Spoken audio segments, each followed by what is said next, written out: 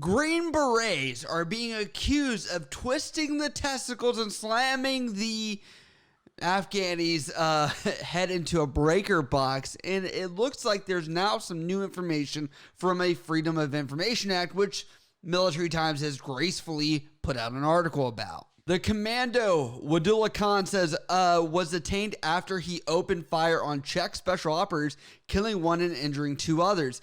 And then it looks like the U.S. soldier said, "I want to break his jaw." And then another one said, "No, not yet." Another responded after he was detained, "I need him to finish answering my questions." Now, following this encounter, it looks like what happened was they had asked the translator that was there to translate with this Afghan guy to not say anything, and they actually coerced him several times after the event to kind of rehearse what this was going to be. But that story is not what continues, because the fact that the story of the translators ends up changing very quickly as they leave this area.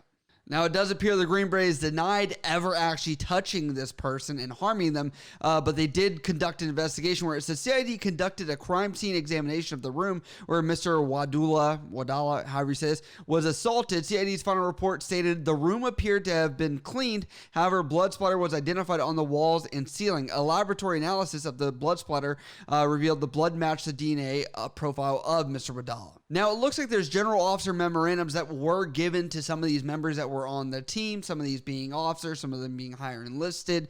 And from this perspective, there was not enough evidence, because during this interaction of when he is in contact with the Czechs and when they get brought back by some Afghan forces, then they get brought back and they do the interrogation with the U.S. forces, which are the Green Berets. And this is where the story gets convoluted, because who can you really pin this on? The spokesperson for the team says, in this case, the investigation's results did not present sufficient evidence of misconduct beyond a reasonable doubt for any of the offenses which is the standard required to obtain a conviction at a court-martial. So essentially, the letters that were being given to these soldiers were not any type of trial was given. There's no court-martial. There's no proof beyond a reasonable doubt. So realistically, they've been charged, or their careers will be ultimately affected, even though they never sat in front of a jury of their peers. Now, according to the article, it looks like this Afghan troop was losing their mind, and says it looks like Czech special operators were escorting a civilian truck onto Shindan Air Base when their rear vehicle suddenly took gunfire from a nearby compound owned by Afghan's 4th Special Operations Conduct. Now, as this happens, the Czechs do get taken over to emergency medical services. On that same time, they're looking for this shooter, which takes about 3 hours after that, around 5 p.m., according to the article. The interesting part about this is they bring this individual, the shooter, to a specific building that is away from everybody, and essentially they say that the only reason why they did this is because they didn't want everyone else to see or cause commotion for what was going on. It says, with the help of the translator, the Green Berets sifted through Wadullah's phone and other personal items for shreds of useful information. The Green Berets and the translator entered next. They wanted to know if there were more people or threats waiting. And it looks like they didn't really find anything on this, and that's because here they say he did not know the names of any of the soldiers he lived with, ate with, or prayed with, because he was new to the unit and had only been there for 5 months. One Green Beret stated, again, we asked him who hired him to do this, why he did it, and he insisted he just lost his mind. We could not get him to explain if it was in retaliation or if he had been ever in contact with the Taliban. I can tell you, as you can tell, probably from your experience starting a new job for 5 months, and you're only there for 8 hours a day, you're going to know somebody's first and last name. You're going to understand where they live, where they're from, kind of some basic information. So they knew this was a clear lie. But as many people don't really understand about this country, there's not this nationalistic ideology that's there of like, I'm here for the entire country. People are so kind of seeing the tree in the forest versus the entire forest, as they're probably going to be more attuned to being more, I guess you could say, attached to their closest little village that they're in, and that's their loyalty is going to be to them, not to this whole idea of the entire country. Wadullah at one point recalled Americans bordering his village years ago, killing 3 women. He claimed that Americans make mistakes all the time when they kill innocent civilians. It was the same as his mistake, another Green Beret stated. We finally have a motive here. Why he might have wanted to do this, but it was obviously the wrong team. It was the Czechs, not the Americans, even though kind of same team. But they know that this is false. And because of these allegiances, you have to ask, where was it at? Who paid him? Why was he infiltrating the Afghan forces, and why was he there? And I mean, it was 5 months. You think he would have probably had an opportunity a little bit sooner. So that's a little bit fishy as well. Now, like I said, that narrative from the translator that was there with him says, on November 7th, 2018, now on Bagram Air Base, away from the remote camp, the translator provided a statement with a far different narrative. Says the Americans choked Abdullah, hit him in his crotch, slammed his head off objects, and beat him, the translator alleged. One of the interrogators brandished a knife, the translator added. Now you're going to tell me the truth or I'm going to slit your throat, the U.S. soldier warned. According to the translator, but another man who the translator referred to as, quotations, chief, told him to put away the knife. Now, it appears the Americans got their first dibs on them. Now it looks like the Czechs are able to finally get their hands on them because they were our partner nation, and obviously these guys were very close-knit. It seems like it was a small team here, but then the translator even claims that they did some stuff to this guy as well. The Czechs come in and says he had big eyes and was bald and started choking the shooter and spitting on him, grabbing his hair. He yelled at the shooter and pounded on the desk, the translator stated. Now, it looks like after this beating that occurred, according to the translator, he said he had a hard time responding, couldn't really talk, had swollen face, eyes, lips, the whole gamut of what injuries he suffered here.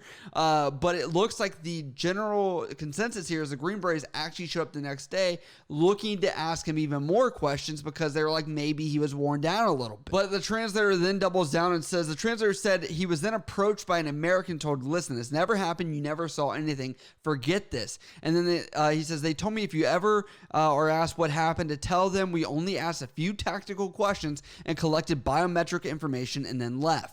When we're talking about biometric information, fingerprints, things like that, to have a database, that way they know who's in the area and they can kind of cross-reference if this person's been captured before or what they've been involved with to kind of understand the war landscape. Special Operations Task Force in Afghanistan called the Operations Center on Camp Kand to say they received reports that Abdullah was about to die after he was abused by Czech forces. Then he was brought back to the Americans this time in an attempt to save his life. He arrived on a stretcher, a dressing was over his head, an IV in his arm, and a plastic tube was inserted into his nasal way, that's a nasopharyngeal airway, to help him breathe, according to the American doctor who saw Abdullah at the Camp Kand clinic. So now you're seeing the timeline kind of blend together, where he was with the Americans at one point, he then ends up going with the Czechs at one point, he then ends up with the Afghan forces at one point, he comes back to the Americans, and it's convoluted at this entire time of who actually was the one to lay a fist on this guy. And it looks like the sergeant major that was there from the Afghan side reported this to the doctor, the American doctor that was at this clinic, because the doctor at the clinic said, I asked what happened, and the sergeant major answered me, said they beat him. I asked when, and he repeated it, the surgeon said in his witness statement. Now, obviously, there could be language barrier. There could be issues with that because of the fact that it's a foreign country. Maybe the sergeant major isn't totally fluent in English to really convey the message other than he was being beat. So the Czechs were asked about this situation. It says the Ministry of Defense of the Czech Republic is not allowed to comment on an ongoing investigation, Wagner said in an email. The supervising public prosecutor's office in Brno has reserved the right to provide information about the case, according to our sources. The public prosecutor's office is planning to contact the American authorities with a cooperation request. And getting back to the Czech side of this, it looks like from the document, the name was redacted for security reasons, but it was kind of concluded or alluded that this was a Czech person that was making these statements, where it says he was visibly upset and frustrated yet composed. The Green Beret leader said he had tears welling up as he told me, I want to kill him. That shooter needs to be dead, but I know I can't do that. It seemed he needed to vent in private where his guys couldn't see. According to what I saw of his body language and heard in his voice, he truly understood the rules, even if he was frustrated with it. So this leaves us with a couple questions here. The Czechs, per our last statements here, looks like they knew the restraint. They weren't trying to actually harm this guy to that extent. On top of that, could the Americans have been the ones that actually caused this initial injury that led to this? Maybe. Was it the Afghans that took him back and did this and then brought him back for the Americans to treat him? This is not the only time we've ever seen American forces being entangled with this, as you saw with the Afghan pullout back in August of 2021, where it was, what about these translators that we promised them a good life after they helped us out? Then we also looked at it from another side where we had American military offering visas for exchange of information and things like that over in Afghanistan at one point. So then we have this where it's like, These are not strict setup lines that you're going to see like we think in American society, as these are villages we're talking about and very informal type of agreements I think that we're seeing here. And I do have to ask, what is the motive of this translator as well to report this? Is it just a do-good citizen? Is there some kind of ulterior motive? You know, even with the guy that started laying down fire, is that another person that has an ulterior motive? They never even found that out if he is being paid or influenced by somebody else. Do you think that these eyewitness testimonies from this translator were enough, and the doctor enough, to actually put them under any administrative action? Because like I said, I'm pretty sure that these letters that are going to be reprimand letters are going to pretty much say your career is done, over with. Do you think this is enough to say, because they found blood on the walls, that's enough to say they were at the place of the crime? Who knows? Let me know down in the comments below if you